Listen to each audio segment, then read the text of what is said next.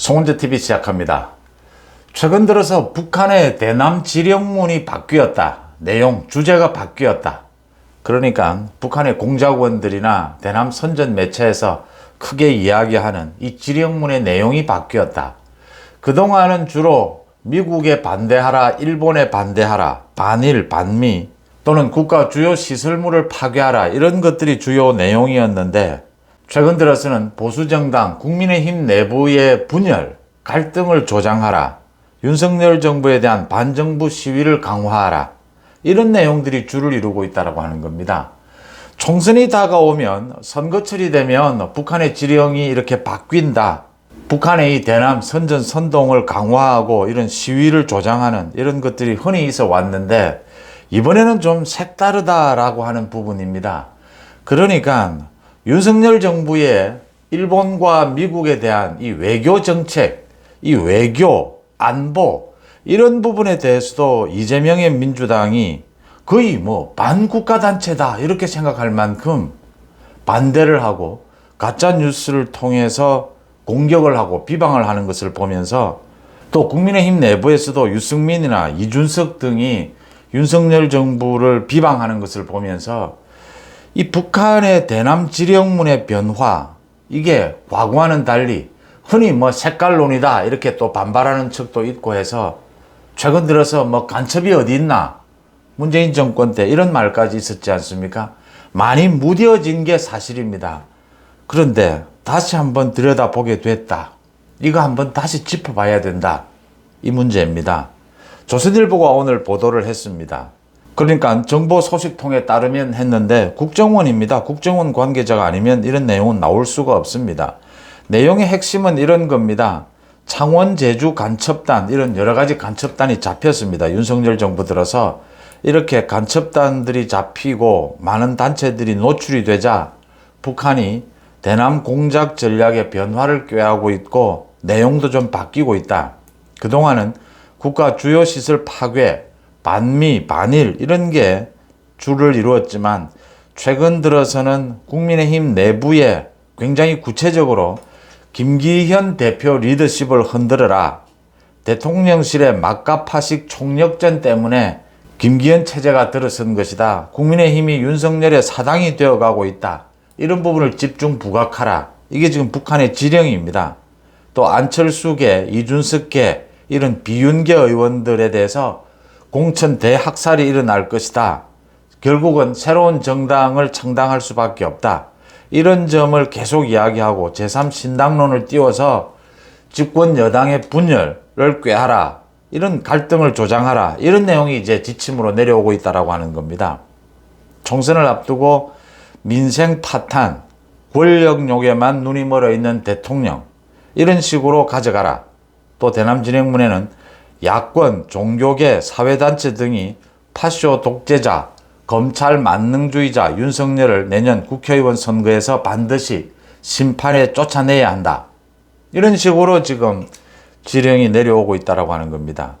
사회 각계각층의 분노를 최대한 표출시켜서 제2의 촛불 집회를 일으키는 데 목표를 두고 활동해야 한다. 반일, 반미에서 이젠 구체적으로 집권 여당 흔들기, 갈등 조장하기 이렇게 바뀌어 왔습니다. 이거 많이 무뎌졌습니다. 간첩에 대해서 또 이런 색깔론이라는 공격도 있었습니다. 간첩이 분명히 있고 북한은 여전히 대남 공작을 하고 있습니다. 그런데 이게 새삼스러운 것은 먼저 집권 여당 안입니다. 이준석과 유승민입니다. 이준석은 최근에 들어서 윤석열 정부에 대해서 간첩을 왜 잡느냐, 간첩 잡는 것이 총선에서 선거에서 어떤 표가 되느냐, 그게 도움이 되느냐라고 했습니다. 선거에서 총선에서 유리하자고 간첩을 잡는 것이 아니지 않습니까? 간첩을 잡는 것은 어느 나라나 국가를 보위하기 위해서, 국가를 지켜내기 위해서 간첩 잡는 것은 언제나 늘상 생활처럼 있는 일입니다. 어느 국가에서나. 문재인 정권 때 그 부분을 하지 않은 겁니다. 간첩이 어디 있나? 간첩은 언제나 있죠. 그 부분을 문재인 정권이 사실은 태만히 하고 오히려 보호하면서 윤석열 정부 들어서 다른 모습을 보여주고 있다. 간첩을 잡는 것은 어느 나라나 국가 자체를 지키는 안보의 문제입니다. 그게 뭐 선거에 도움이 된다, 도움이 되지 않는다, 그 차원이 아니다. 안보와 외교는 단순한 선거에 도움이 된다, 도움이 되지 않는다, 이 차원이 아니라고 하는 점 정말 지적하지 않을 수가 없습니다. 제가 굳이 이런 조선일보 기사까지를 논평하는 이유는 여기에 있습니다. 이준석이 또 이런 이야기를 했습니다. 이재명 사법 리스크에 대해서 윤석열 정부가 지금 정권의 명운을 걸다시피 하고 이재명 사법 리스크에 대한 수사에 치중하고 있다. 그걸 참 잡아내기가 힘든데, 이재명 사법 리스크 그 부분을 처벌하기가 힘든데 정권이 명운을 걸고 있어서 위험하다 이랬습니다. 마찬가지입니다. 간첩을 잡는 일, 이재명 사법 리스크 그 부분에 대한 검찰의 수사는 법치를 위해서입니다. 간첩을 잡는 것은 안보를 위해서고 이재명 사법 리스크 수사는 법치를 세우기 위해서입니다. 그게 지금 정권의 명운을 건 것도 아니고 어느 정권이든 법을 어기는 부분에 대해서는 수사를 해야 하는 것이고 간첩은 잡아야 하는 것입니다.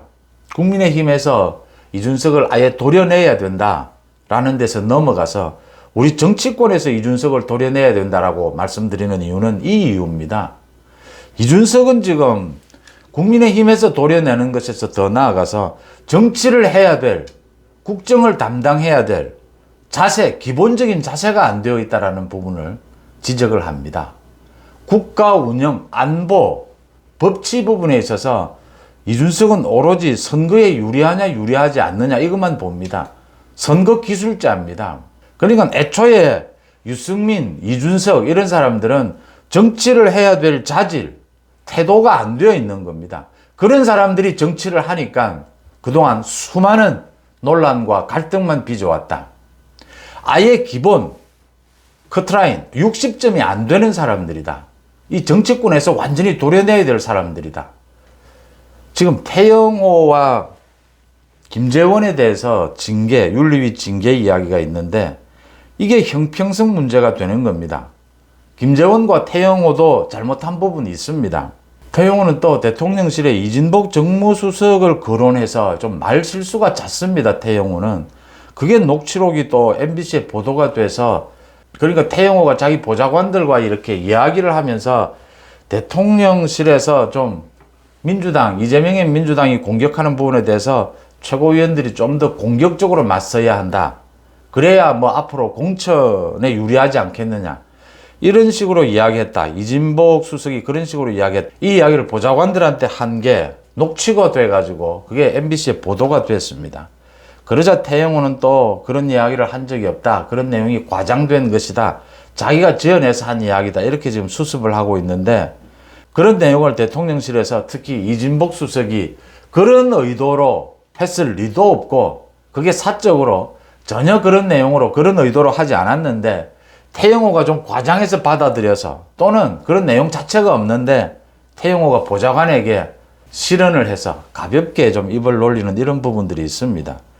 태영호나 김재원의 이런 부분이 있더라도 이 잘못은 있지만 이걸 징계하기 위해서는 먼저 이준석, 유승민은 어쩌고 라고 하는 이야기가 나올 수밖에 없는 까닭입니다. 이준석이나 유승민을 그대로 두고는 당에 국민의힘 당원 누구도 지금 징계를 거론할 수가 없는 형편입니다. 국민의힘에서 도려내는 것 더 나아가서 우리 정치권에서 도려내야 된다라고 하는 부분이고요. 그러니까 이준석과 유승민 같은 이런 자들이 윤석열 정부와 집권 여당 흔들기를 하고 있는 걸 보면 북한의 이 대남 지령, 여권의 갈등을 불러일으켜라 라고 하는 이 지령이 예사롭게 보이지 않는다라고 하는 점입니다. 또 하나는 이재명의 민주당입니다. 윤석열 대통령의 일본 방문, 미국 방문을 놓고 이재명의 민주당이 가진 가짜 뉴스를 가지고 비방하는 걸 보면서 이건 같은 나라의 야당, 정당일 수 있느냐. 이 최소한의 같은 국가 내에서 어떤 비판을 하고 공격을 하더라도 이 안보, 외교 이 부분만은 건드리지 않는 것이, 왜냐하면 민주당도 집권을 했습니다. 지금 국회를 장악하고 있습니다. 국회에서 독재를 하고 있습니다. 그런 정당이 한 나라를 지탱하는 안보와 외교 문제에서까지 이렇게 가짜뉴스로 비방을 하는 것은 이건 더 이상 이건 친북이다. 북한과 한 패거리다. 북한과 이 이해관계를 함께하고 있다. 이렇게밖에는 볼 수가 없는 겁니다. 그래서 북한의 이 대남 지령이 바뀐 게 예사롭지 않다. 이런 말씀을 드립니다. 참 색깔론, 구태의연한 색깔론이다 라고 많이 이야기해 왔고 문재인 정권 때 간첩이 어디 있나 라는 말로 유명했습니다. 참 이젠 좀 색다르게 또 다른 차원에서 이 북한 문제, 북한의 대남 지령 이런 부분들에 대해서 생각하고 점검해야 한다라는 부분을 지적합니다. 그 다음 송영길 부분 한 가지만 말씀을 드리겠습니다. 송영길이 오늘 자진해서 검찰에 나가겠다라고 하는데 이 지금 검찰이 아직은 순서가 아니다. 지금 나와봐야 조사가 안 된다라고 하는데도 자진해서 나오겠다라고 저렇게 우깁니다. 세 가지입니다.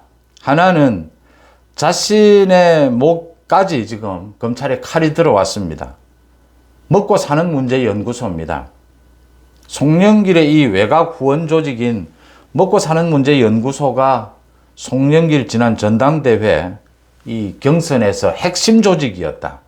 돈 봉투가 여기에서 뿌려졌다. 이게 지금 검찰에 포착이 돼서 검찰이 이 관계자들 계속해서 압수수색을 하고 검찰이 이 돈의 흐름, 그러니까 먹고 사는 문제 연구소가 후원금을 받았다. 이 회계 관계자들, 이 관계자들을 통해서 이게 송영길이 직접 이 돈을, 이 후원금을 전용해서 돈 봉투를 살포했다라는 걸 검찰이 포착을 했습니다. 그래서 이 부분에 대한 수사를 강화하자 송영길이 이 수사를 교란할 목적으로, 이 수사를 막을 목적으로 자신이 지금 자진해서 검찰에 나가겠다라고 우기고 있습니다. 오늘 오전에 지금 중앙지검에 나가겠다라고 하는데 검찰은 잘 설득해서 돌려보내겠다라는 입장입니다. 검찰 수사에는 순서가 있다. 또 하나는 쇼하는 겁니다. 자신은 당당하게 검찰 수사에 응하고 있다라는 겁니다. 이 쇼를 송영길이 하는데 송영길이 자진해서 검찰에 가려면 자신이 잘못한 것을 부인하는 게 아니라 인정하면 됩니다. 지금 하나둘씩 드러나고 있는 모든 부분들을 부인하면서 이렇게 검찰에 자진 출두하겠다라고 하는 것은 쇼고 현재 검찰이 파고 들어오는 이 수사를 교란하겠다라고 하는 의도입니다. 또 한 가지가 있다면 이건 좀 굉장히 전문적인 건데 검찰이 구속영장을 청구했을 때 구속을 좀 피할 수 있는 도움이 되는 부분이 있습니다. 자진해서 자신이 검찰의 조사를 받으려고 했으니까 구속, 도망갈 우려가 있는 것은 아니지 않느냐. 증거인멸은 또 모르겠지만 도망갈 우려는 없지 않느냐. 이런 부분입니다. 이 도망갈 우려 때문에 이재명도 검찰에 언제나 당당하게 나가겠다 이렇게 입으로만 떠드는 그게 이제 전문적인 법기술적인 부분이 있습니다. 송영길에 대한 먹고 사는 문제 연구소 이게 모두 드러나게 되면 돈 봉투가 이전건의 9,400만 원에서 수억 원, 수십억 원으로 늘어날 수 있고 이 돈 봉투를 받은 현역 의원도 지금 현재 20명에서 민주당 전 의원, 전체 의원으로 확대될 수 있다라고 하는 게 굉장히 심각해지는 상황입니다. 오늘 송영길이 또 검찰에서 쇼를 벌인다라고 합니다. 마지막으로 한 가지만 더 짚어드리면요. 민주당의 원내대표가 박광훈으로 선출이 됐습니다. 대통령실에서 어제 여야 원내대표 간 합의가 된다면 여야 원내대표와 대통령이 회동하는 것 이게 가능하지 않겠느냐. 지금 이재명의 민주당과는 이재명 당연히 검찰이 수사를 받고 있으니까 대통령이 만날 입장이 아닙니다. 그런데 원내대표가 새로 뽑히고 했으니까 대통령과 만나는 것이 그렇게 어려운 것은 아니지 않느냐. 여야 합의만 된다면 지금 미국도 방문했고 하니까 이 이야기가 나왔는데 민주당에서는 지금 현재 공식적인 논평은 나오지 않았습니다. 그런데 비공식적으로 이재명 야당 대표를 패싱하고 원내대표와 직접 만나는 게 이게 민주당 갈라치기 아니냐. 이게 이럴 수가 있느냐. 그렇다면 이재명부터 만나야 하는 것이다. 이렇게 민주당이 이야기를 하는데 이건 민주당이 좀 생각을 해봐야 합니다. 그러니까 국회를 장악하고 있는 민주당이 이재명에게 맡겨서 이렇게 방탄 행동만 해서는 총선을 앞두고 국민들로부터 절대로 좋은 평가를 받을 수가 없습니다. 또 이재명을 지금 대통령이 만날 수는 없습니다. 이재명은 검찰의 수사를 받고 있습니다. 재판을 받고 있습니다. 그런데 박광훈 원내대표만은 여당 원내대표와 함께 대통령이 만나지 못할 이유가 없습니다. 그래서 민주당으로서도 지금 박광훈 원내대표가 이제는 좀 앞장설 필요가 있다. 이재명으로서는 한계가 있는 겁니다. 수많은 사법 리스크를 안고 있는 이재명으로서는 대통령실에서 대통령이 야당 대표를 만나고 싶어도 이재명은 만날 수가 없는 겁니다. 그럴 때는 민주당에서도 원내대표를 앞장 세우는, 그게 뭐 갈라치기냐, 당대표가 있는데 원내대표를 먼저 만날 수가 있느냐, 이럴 게 아니고 좀 문제를 풀어가는, 민주당도 지금 이재명의 사법 리스크를 어떤 형태로든지 극복해야 합니다. 길게 봐야 합니다. 언제까지 이재명 방탄에만 머물러 있을 겁니까? 박광훈이 대통령실에서 윤석열 대통령과 만나는 것 전혀 나쁘지 않다. 그래서 필요한 부분에 협치도 하고 의논도 하고 충분히 할 수 있다.